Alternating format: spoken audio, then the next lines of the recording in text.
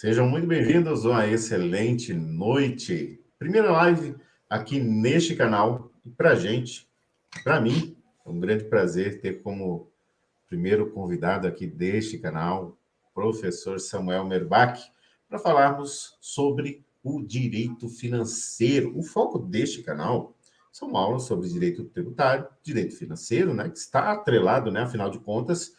Nós vamos abordar aqui, pessoal, olha, temas muito bacanas, o conceito do direito tributário, o conceito do direito financeiro, perdão, abordando um pouco ali, claro, do direito tributário, que é onde vai entrar ali as receitas, né, do Estado, né? Afinal de contas, o Estado, a atividade financeira do Estado, ele está atrelada à arrecadação dos tributos. E para a gente, para mim, é um grande prazer recebê-lo aqui, viu, professor? Seja muito bem-vindo e uma excelente noite. Olá, professor Nildo Moraes, muito obrigado. E o seu novo canal, né? Já tem 3 canais aí com bastante sucesso, um deles aí com mais de 1.000 pessoas. E Hoje, aproveito professor, o para canal do escritório... parabenizá-lo, né? Hoje, no canal do escritório, cheguei a 2.000 inscritos no canal do 2.000 escritório. inscritos e o 2.000. outro canal de Reflexão Religião, mais de 1.000 pessoas, né? Mais Então, de 1.000. são canais de sucesso, e com certeza agora o seu novo canal, em breve, também terá aí milhares de pessoas, professor Nildo. Assim nós esperamos. Professor, fazendo uma breve introdução, como a primeira vez aqui nesse canal, fala um pouco da sua história, né? Da sua história acadêmica, né? Desde quando começou, e colocar ali, né? Para as pessoas que estão nos assistindo, que vão nos assistir, como é a vida acadêmica, né? Pelo menos isso aí, uma breve introdução, professor. Sim, a vida acadêmica, vamos falar partindo da graduação, né? O sujeito se formou no ensino médio, ele pode continuar seus estudos no ensino superior, né? Ele tem cursos de bacharelado, que são cursos voltados, né, vamos falar assim, à prática profissional, cursos de licenciatura, que Uhum. são cursos para a pessoa trabalhar lecionando, né? Acima, né, do curso de graduação, temos cursos de pós-graduação stricto sensu e lato sensu, né? Uhum. Os cursos lato sensu são cursos de especialização. Então, vamos supor, na área do direito, né, ele fez especialização em direito tributário, por exemplo, né? Então, ele Exato. vai ganhar o título de especialista em direito tributário, e geralmente os cursos de especialização têm em torno de, no mínimo, 360 horas. Uhum. Né? E, semelhante aos cursos de pós-graduação, tem os MBAs, Master Business Association, né? Uhum. Os cursos de MBA geralmente são na área de gestão, a área financeira, né? E Uhum. muitos deles a pessoa faz o curso no Brasil e também uma parte, um módulo, alguma coisa no exterior, né? Vamos falar assim, subindo um degrau, nós temos o curso de mestrado, né? O título do sujeito, né, que completa o curso, ele é mestre, né? Então, por Uhum. exemplo, mestre em Direito, mestre em Filosofia e assim por diante, né? Os cursos de mestrado têm mais ou menos 3 anos, né? Pode ser um pouco mais, um pouco menos. No final do curso, é necessário se fazer uma defesa de uma dissertação, Uhum. que é composto, né, por uma banca, geralmente de 3 doutores, né? E também que é interessante no curso de mestrado, que é necessário que se tenha proficiência em pelo menos uma língua estrangeira, né? As línguas mais comuns no Brasil é o inglês, algumas faculdades aceitam espanhol, outras não, né? O italiano, o alemão e o francês. Então, é necessário também que tenha conhecimento de pelo menos uma língua estrangeira, né? Vamos supor que a gente está subindo mais um grau, tem os cursos de doutorado, né? Então, claro, a pessoa que completa o curso de doutorado, ela vai ganhar o curso de doutor, né? Então, doutor em Direito, doutor em Filosofia e assim por diante, né? No final do curso de doutorado, você defende uma tese. E o que vai diferenciar uma tese de uma dissertação de mestrado? O que vai diferenciar é que na tese é necessário que você traga alguma inovação. Diferentemente de uma dissertação de mestrado, que você vai dissertar sobre o assunto que você anteriormente escolheu, né? No curso de doutorado, é necessário que se tenha proficiência em 2 línguas estrangeiras. Então, falar assim, uma outra característica, né? Então, doutor, na realidade, quem é doutor? Doutor é aquela pessoa que tem completo o curso de doutorado, né? Então, por exemplo, doutor em Direito, doutor em Filosofia, doutor em Engenharia, em Contábeis e assim por diante, né? E no Brasil também nós temos os cursos de pós-doutorado, né? O que é o pós-doutorado? O pós-doutorado, vamos falar assim, seria mais ou menos uma forma de estágio que você faz em uma faculdade, uma instituição de ensino superior, em que você complementa, de alguma maneira, aquilo que você estudou, aquilo que você realizou no curso de doutorado. É claro que para você fazer o pós-doutorado, o requisito é que você seja doutor, né? Então, de uma maneira bastante sintetizada, professor Nildo, essa seria a vida acadêmica, né? A partir da graduação, professor Nildo. Então, a importância, né, da gente trabalhar muito com pesquisa, né? Muita leitura, participar, escrever artigos, escrever livros, participar de conferências. Então, tudo isso enriquece a vida acadêmica do sujeito, professor Nildo. Perfeito. Agora, falando sobre o senhor, professor, uma pequeno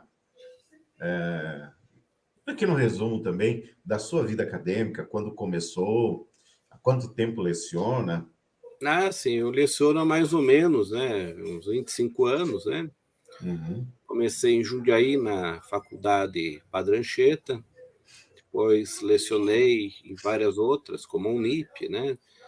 A faculdade Anhanguera, sou professor na FACAMP, né?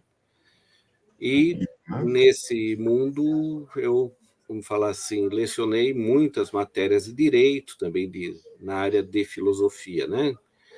Eu sou formado em direito, eu sou formado em história, em filosofia, em língua portuguesa e em pedagogia, né? Especialização eu tenho várias, né? Tanto na área do direito como na área de filosofia, na área de língua portuguesa, na área de história. Eu tenho em torno de 11 especializações, né? Eu tenho mestrado em processo civil, mestrado em filosofia e mestrado em direito internacional. Aquilo que se refere a doutorado, eu sou doutor em direito internacional e doutor em filosofia, né? E tenho 2 pós-doutorados, um em psicologia, pela Universidade John Kennedy, e um pós-doutorado em filosofia pela PUC São Paulo, né? Também eu escrevi vários artigos. Alguns livros, né, professor? Sim, de 3 livros, né? Os 3 livros na área de filosofia. Um deles é o Socialismo Liberal na Filosofia de Norberto Bobbio. O outro, Elementos do Materialismo Histórico e Dialético, né? E o outro é a Indústria Cultural como instrumento de alienação e dominação na sociedade do espetáculo, professor Nildo. Perfeito. Então dada breve, essa introdução... Um breve currículo, né? Pois não, pode concluir, professor. Achei que você tinha concluído. E aí, né, também participei, vamos falar, já fiz palestras no Brasil e também em outros países, né? Uhum. Já fiz abertura de semana jurídica e por aí vai, professor Nildo. Então, de uma Perfeito. maneira Então, bem nada sintetizada, melhor né? do que começar. Nada melhor do que começar a primeira live do canal com alguém com uma bagagem tão extensa aí, né? Primeira live aqui do canal. E muito obrigado aí, professor. Inclusive, o professor tem um canal, Professor Samuel Merbach. Lá é abordado temas da filosofia, história, educação. E participamos lá de lives, né? Também. Quem puder e quiser conhecer um pouco mais, professor Samuel Merbach, já temos aí pelo menos mais de 50 vídeos lá, né, professor, no Mais de canal? 50 vídeos, né? Tanto na área do direito, quanto da filosofia, da história, Uhum. da pedagogia, né? Que são áreas afins da área de humanas que nós trabalhamos, professor Nildo. Concurso público ali, nós fizemos pelo menos uma ou duas lives sobre respondendo perguntas, né, para a OAB. Tem outras coisas lá também, pessoal. Para vocês que gostam desse tema, tem vídeos muito interessantes lá. Mais uma vez aí, professor Samuel Merbach. E agora, então, vamos entrar no tema dessa live, professor. O direito financeiro. E, como sempre, né, é importante, quando nós vamos falar sobre o tema, de conceituar o que é o direito financeiro, professor. Então, olha só, então, segundo os doutrinadores, o direito financeiro é ramo do direito público que estuda as finanças do Estado em sua estreita relação com a atividade financeira. Logo, é um conjunto de regras e princípios que estuda a atividade financeira do Estado, que é composta pela receita, despesa, orçamento e crédito público, professor Nildo. Olha só a ligação, né, que o direito financeiro tem com as ciências contábeis, né? Aham. A sua formação, tanto em direito quanto em contabilidade, né? Exato. Eu fiz uma MBA, professor, terminei recentemente também, com gestão tributária e empresarial, né? Financeira e empresarial. Nós abordamos pelo menos aí 3 módulos sobre a contabilidade pública, LRF, e também o direito tributário, que são matérias que estão ali no entorno, né? Contabilidade, o direito tributário, direito financeiro, né? E tem as outras acessórias que aí conduzem, né? O direito administrativo, o direito constitucional. Mas o direito financeiro, por ser uma matéria talvez um pouco menor, as pessoas não dão tanta importância para esta disciplina. Assim também o direito tributário é uma das menores matérias, né, do curso de direito. Não dá para se comparar com o direito civil, né, professor? Você começa no segundo, vai até o 10º período, né? O direito penal também, que tem muitas aulas penal, né? Exato. São as maiores disciplinas, né? Pelo menos do curso de direito. O direito civil, ele permeia outros cursos também, inclusive, né, professor, que não sejam ligados à área do direito, mas que buscam ali, por analogia, algumas coisas para resolver algumas questões de outras áreas. Afinal de contas, todas as profissões, ela têm aquelas normas regulamentadoras e são análogas ali, em muitos casos, se busca ali, né, no direito civil, algumas coisas no direito penal também, né? Mas, então, professor, o conceito é o ramo do direito público, né, que estuda as finanças de um Estado. Perfeitamente. Agora, para quem é direcionado, professor,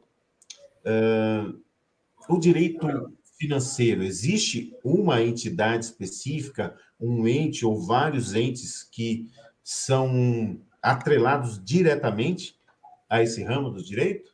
Olha só, quando a gente fala em Estado, né, a gente tem a nossa formação republicana tripartite, né, Uhum. em que temos a União, o Estado e o Distrito Federal e também os municípios, né? Então, a atividade financeira do Estado está atrelada, né, a esses entes, federativos, né?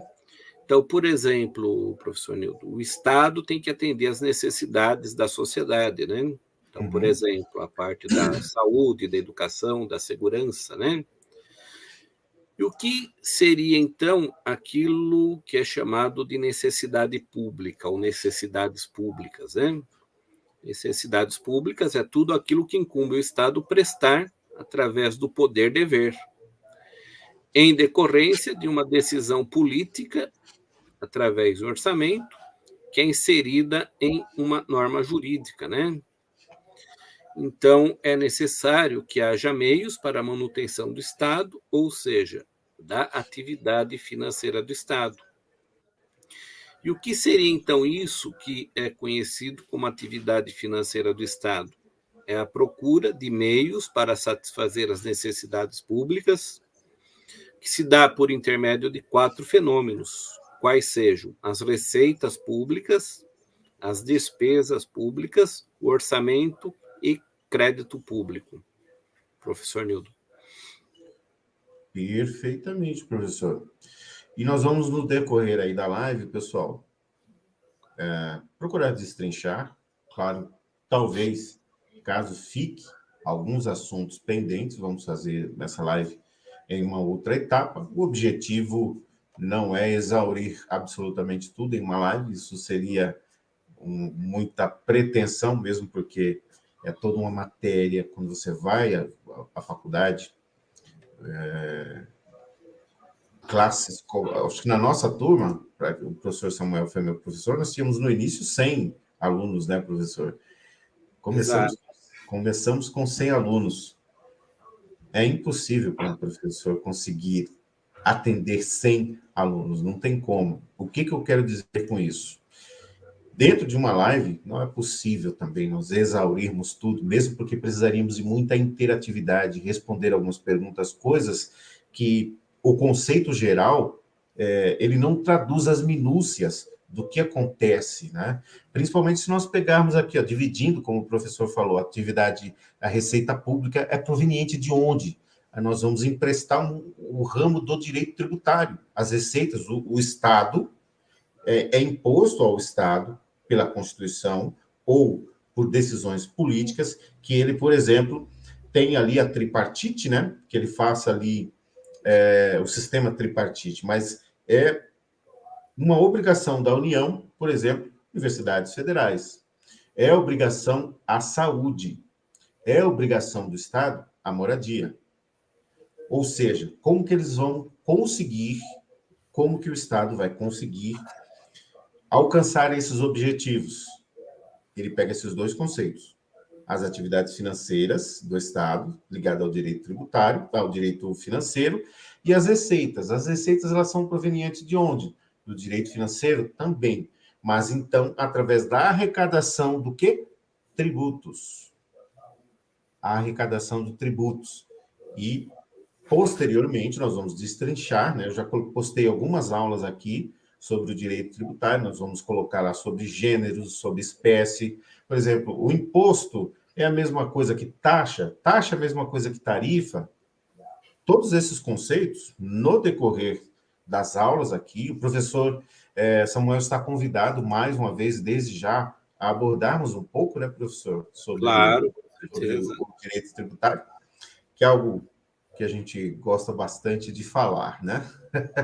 Aí entra aqui, pessoal, o Estado ele se vale da arrecadação de tributos para que eles tenham receita suficiente para cumprir essa obrigação. Isso acontece efetivamente? Em muitos casos, é claro que não. Não podemos dizer que o Estado ele é eficiente. Pelo contrário, né? O Estado, muitas vezes, ele é ineficiente. E aí nós temos as despesas públicas, né, professor? Que é exatamente essas despesas para manter transporte, para manter a educação, para manter a saúde. Qual que é o orçamento público? O orçamento é para que isso seja mantido, né? Qual que é o orçamento que se tem?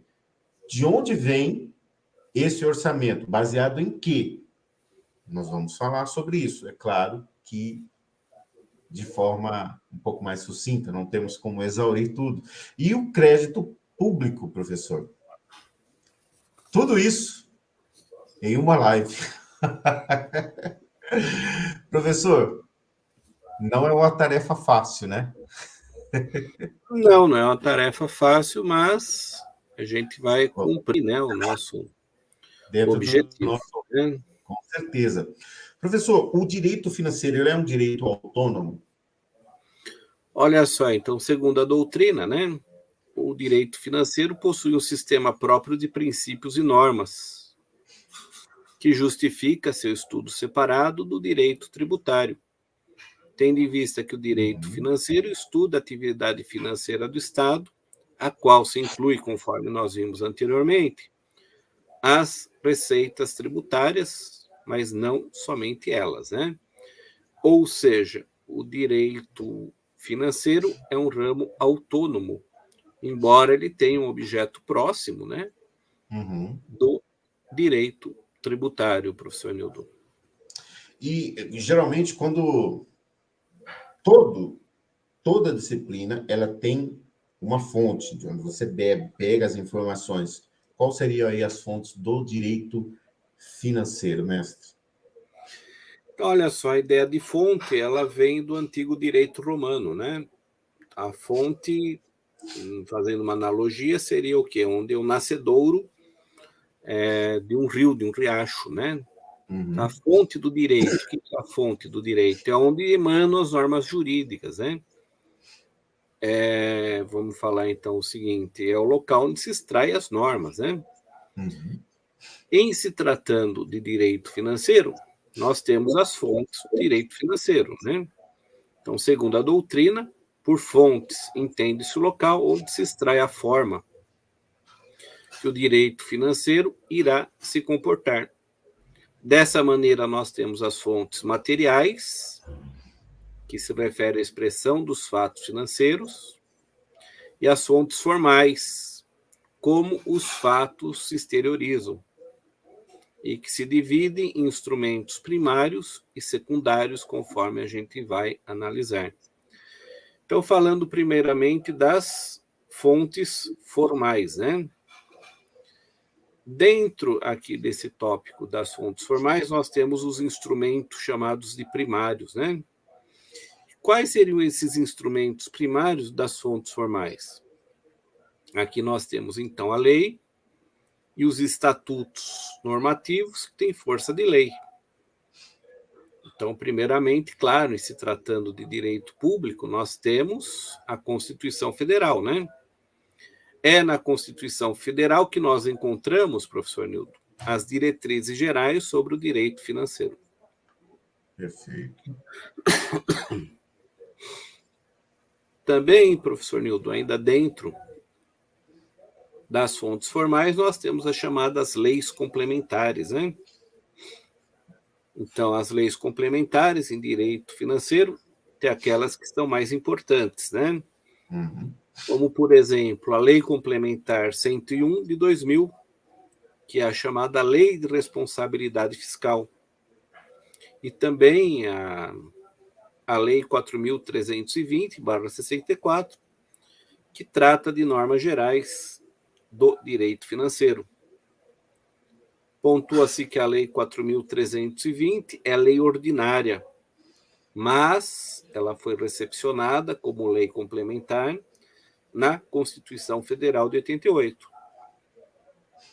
O artigo 165, parágrafo 9º da Constituição Federal de 88, em seu inciso 1º, ele estabelece o seguinte: dispor sobre o direito financeiro, a vigência, os prazos, a elaboração e a organização do plano plurianual, da lei de diretrizes orçamentárias e da lei orçamentária anual.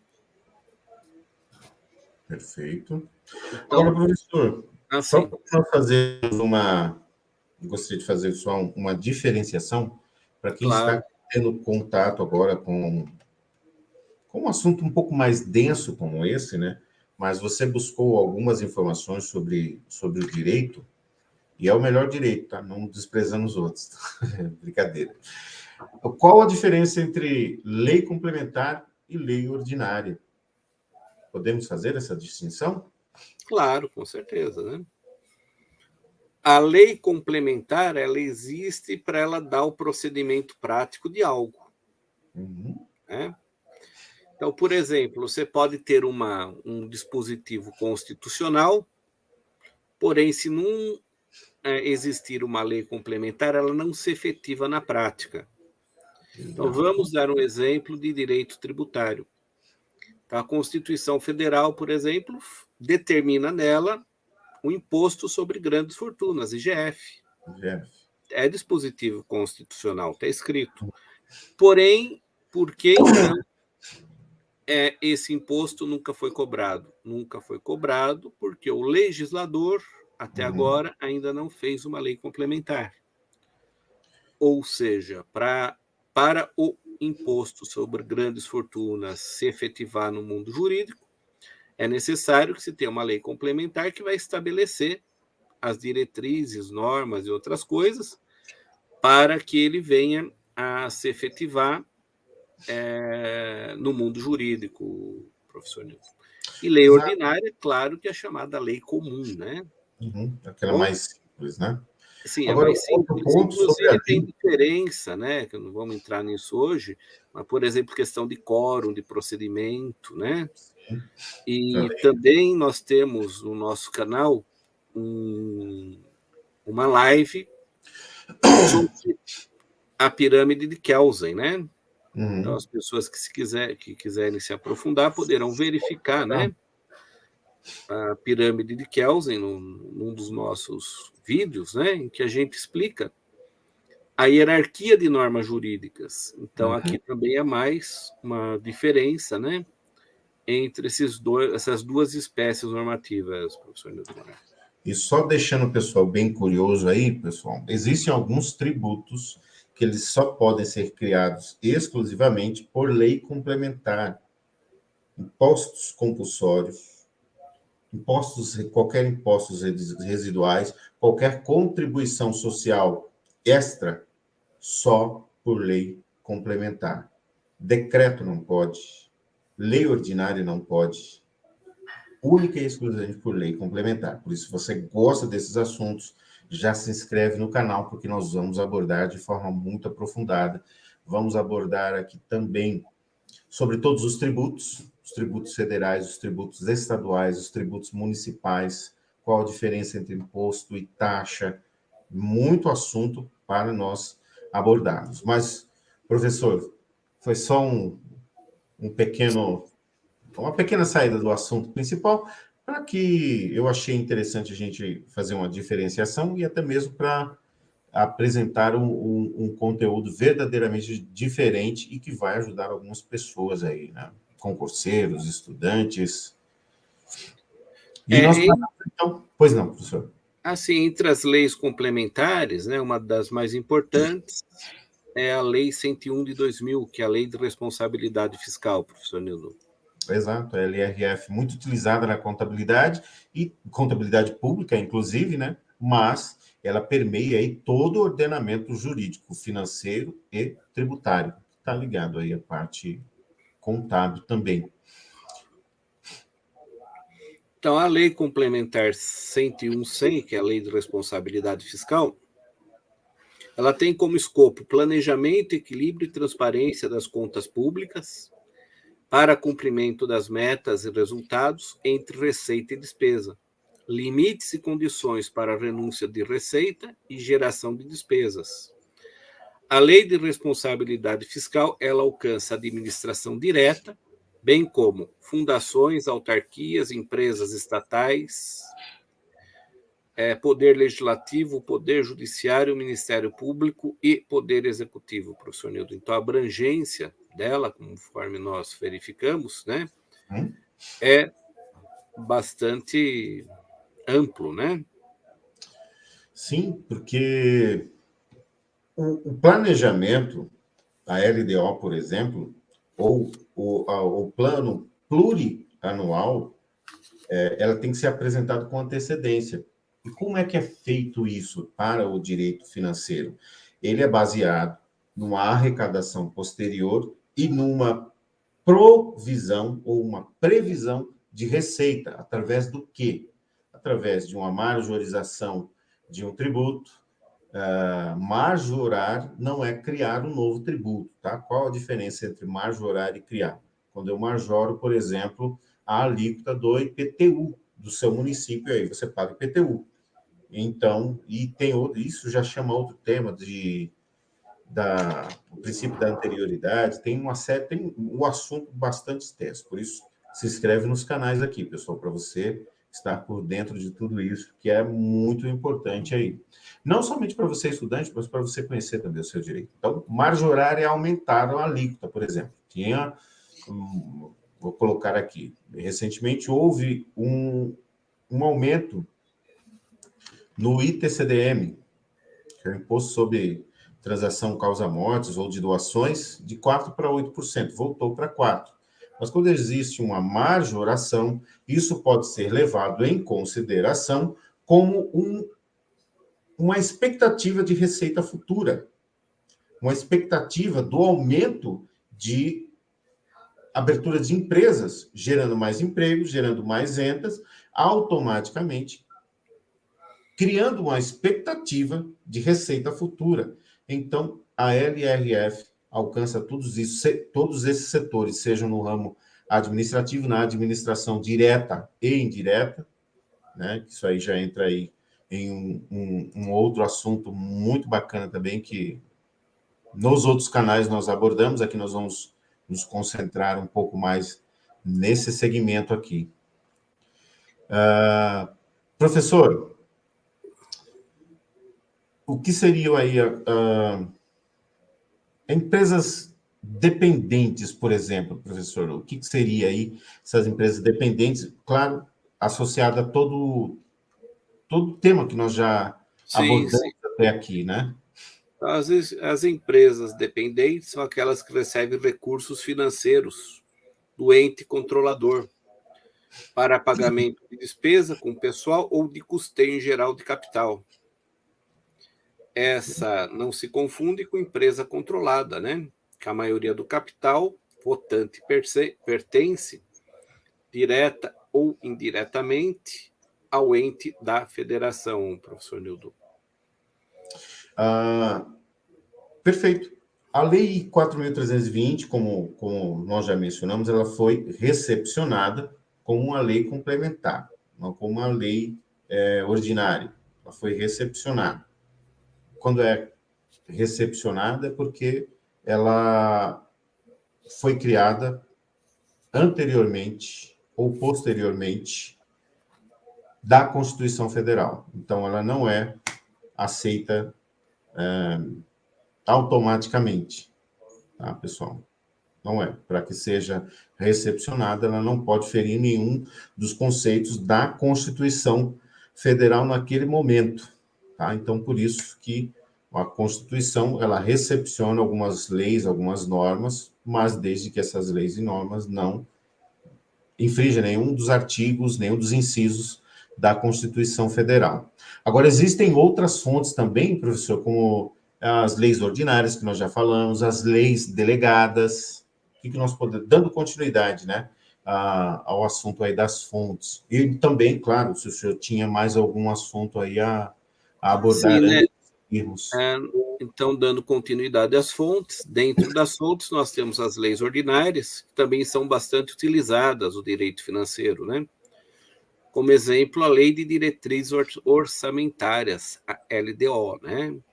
Também temos as chamadas leis delegadas, conforme aqui o artigo 68, parágrafo 1º, inciso 3 da Constituição Federal, não pode haver lei delegada em matéria orçamentária.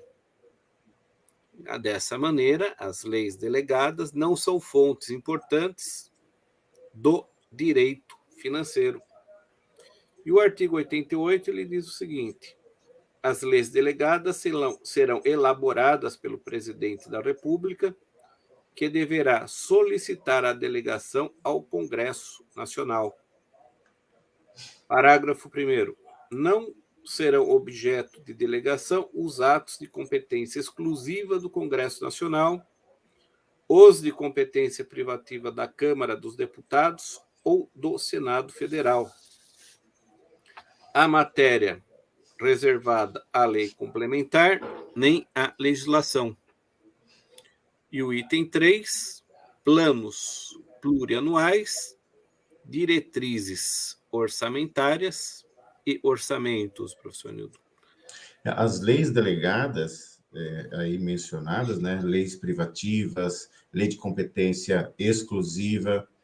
A lei delegada é quando aquele tema, a Constituição permite que o governo federal ele delegue para o Congresso Nacional, por exemplo, legislar, que é a casa, a fonte, né, das leis, são as casas legislativas, Câmara dos Deputados e Senado Federal, mas ele permite que outros entes criem algumas leis. Agora, quando é uma lei de competência privativa, essas leis elas não podem ser delegadas. As leis financeiras, que é esse o caso, né?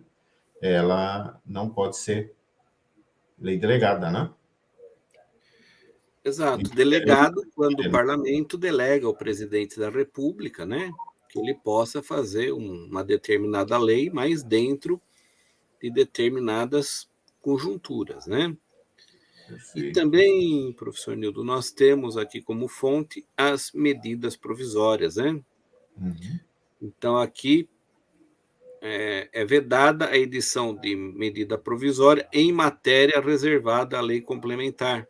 Então, que só pode ser feito através de lei complementar, não é possível a substituição por MP, né? Nem por Portanto, decreto. sendo matéria de direito financeiro reservada à lei complementar, não caberá medida provisória, né, professor? Perfeito, mestre. E agora passamos aí, professor, falamos sobre os elementos primários. Então, podemos dar sequência e falarmos sobre os instrumentos secundários aí, professor. Mas antes, o artigo 167, ele tem um destaque, tem algumas vedações. O que seria essas vedações, professor, do artigo 167? E é claro, mais uma vez, se houver algum assunto aí que o senhor queira mencionar, né? Acho importante. No caso, né, o artigo 163, ele fala o seguinte: lei complementar disporá sobre finanças públicas, dívida pública externa e interna, incluída a das autarquias, fundações e demais entidades controladas pelo poder público, concessão de garantias pelas entidades públicas, emissão e resgate de títulos da dívida pública, fiscalização das instituições financeiras, fiscalização financeira da administração pública direta e indireta, operações de câmbio realizadas por órgãos e entidades da União, do Estado, do Distrito Federal e dos municípios, compatibilização das funções das instituições oficiais de crédito da União, resguardadas as características e condições operacionais plenas das voltadas ao desempenho regional, professor. E, por sua vez, o artigo 67 ele estabelece o seguinte: são vedados, parágrafo 3º, a abertura de crédito extraordinário somente será admitida para atender a despesas imprevisíveis e urgentes, como as decorrentes de guerra, comoção interna ou calamidade pública, observado o disposto no artigo 62, professor Nildo. Perfeito, é aquele imposto de guerra, né? Sim. E quanto aos instrumentos secundários, né? Aqui ele abrange os demais diplomas regradores da conduta humana e não apresentam força vinculante. Esse seria, vamos falar assim, o conceito doutrinário, né? Dentre os instrumentos secundários, nós temos, por exemplo, os decretos. Então, o que diz a doutrina sobre os decretos neste caso, né? Os decretos baixados pelo Poder Executivo para dar fiel execução às leis. Assim, aplicam-se decretos para a fiel execução das leis em matéria de direito financeiro, não podendo esse inovar ou criar questões que a norma não estabeleceu. Também nós temos as resoluções. E o que seriam as resoluções? Entende-se por resoluções as deliberações tomadas pelo Congresso Nacional ou por uma de suas casas, apartadas das elaborações das leis. O presidente da República não precisa sancioná-las, podendo sua promulgação ser feita pela mesa legislativa que a produzir. Em matéria de direitos financeiros, as resoluções têm grande importância, ainda mais quando se analisa o artigo 52 da Constituição Federal, professor Nildo. E também, ainda dentro dos instrumentos secundários, nós temos os atos normativos, né? O que são atos normativos? São atos que complementam a lei ou decreto, produzido por autoridades administrativas, com o objetivo de tornar aqueles aplicáveis ao caso concreto, professor Nildo. Perfeito. Temos mais duas, né? Administrativas, Sim, administrativas e judiciais. Decisões judiciais, né? Bom, o que seriam então as decisões administrativas? Decisões administrativas são aquelas que são tomadas pelo próprio administrador, por óbvio, né? E que podem orientar situações concretas, como, por exemplo, as decisões oriundas do Tribunal de Contas. E, por fim, as chamadas decisões judiciais. Então, se observa que, com o fenômeno da judicialização das políticas públicas, há nas sentenças judiciais uma grande fonte para o direito financeiro, professor Nilton Moraes. Perfeito. Então, esses foram os instrumentos secundários, mas tem um que permeia todo o ordenamento jurídico, professor, que seriam, né, as jurisprudências. O que seriam aí as jurisprudências dentro desse segmento, mestre? Então, olha só, a jurisprudência, o que é? É uma série de atos reiterados sobre o mesmo assunto, né? Então, são decisões, vamos falar, repetidas sobre o mesmo fato, mesmo acontecimento jurídico, né? E algumas considerações sobre a jurisprudência, né? Então, por exemplo, a Lei 141 de 2012 fixou os valores mínimos a serem aplicados anualmente pela União, Estado, Distrito Federal e municípios em ações e serviços públicos de saúde. O artigo 11 dessa lei estabelece que as constituições dos estados ou as leis orgânicas dos municípios podem fixar valores mais altos do que o previsto na Lei Complementar 141 de 2012, de repasses em prol da saúde.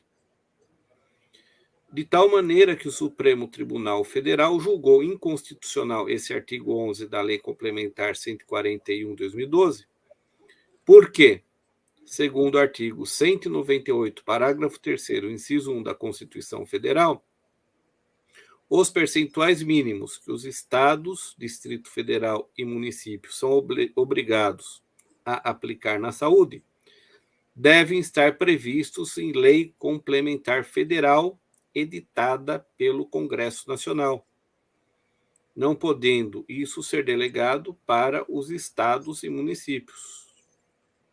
Além disso, o Supremo Tribunal Federal afirmou que são inconstitucionais normas da Constituição Federal que prevejam percentuais de aplicação mínima na saúde em patamares diferentes daquele fixado pela Lei Complementar Federal, né? E aqui, então, você tem uma decisão do Supremo, né? E através de um julgado, da data de 24/4/2019, professor Nildo Moraes. Então, como um exemplo, né? Ilustrativo. Perfeito. Bom, nós nos propusemos a falarmos até este ponto hoje, pessoal, mas vamos falar ainda sobre as fontes materiais. Deixa eu pegar aqui. Vamos falar sobre competência legislativa, União, Estados, Distrito Federal. Vamos falar novamente um pouco sobre jurisprudência, e aí nós vamos entrar nos municípios, nos estados. Vamos falar sobre limitação de recursos, escolhas trágicas, né? Porque alguns administradores verdadeiramente tomam algumas decisões que são bem trágicas, né? E a limitação dos recursos, né? O conceito, funções dos orçamentos públicos, tipos de orçamento público, natureza jurídica do orçamento. E, se eu fosse você, já me inscrevia no canal, já compartilharia essa live em pelo menos uns 5 grupos aí dos seus estudos e convidaria todas as pessoas aí, todos os seus amigos a se inscreverem, compartilharem em pelo menos 5 grupos aí de WhatsApp. Isso vai ajudar o canal que está no início aí, acho que esse deve ser o 4º ou 5º vídeo aqui do canal, mas temos muitos assuntos aí para abordarmos e te convido, caso você ainda não seja inscrito, se inscreva no canal, comente, aponte um tema que você gostaria que abordássemos aqui, né? Claro, voltado para, neste canal aqui, para o direito tributário. Agora, no canal do professor Samuel Merbach, lá nós abordamos sobre filosofia, história, direito, sobre a língua portuguesa, né? Damos dicas também para concursos lá. Então, lá o canal, ele tem uma temática muito mais abrangente. Então, você pode se inscrever lá, se inscrever aqui, ajudando canais de educação a crescer. Professor, muito obrigado. Eu convido desde já o senhor a fazermos aí posteriormente mais lives e deixo aí as palavras finais aí com o senhor. Obrigado, professor Nildo Moraes, pelo convite. Com certeza a gente vai fazer a parte 2, né, da live de hoje, dando continuidade nos assuntos que você falou anteriormente, né? Uhum. E aproveito o ensejo para convidar todos os amigos que nos assistiram e vão nos assistir para que na próxima semana, né, nos assistam novamente com um assunto voltado aí à área jurídica, professor Nildo. Muito obrigado pelo convite e até a próxima. Até a próxima, professor. Uma excelente noite. Desde já, um bom restante de semana a todos vocês aí. Grande abraço e até o próximo vídeo. Até mais, obrigado.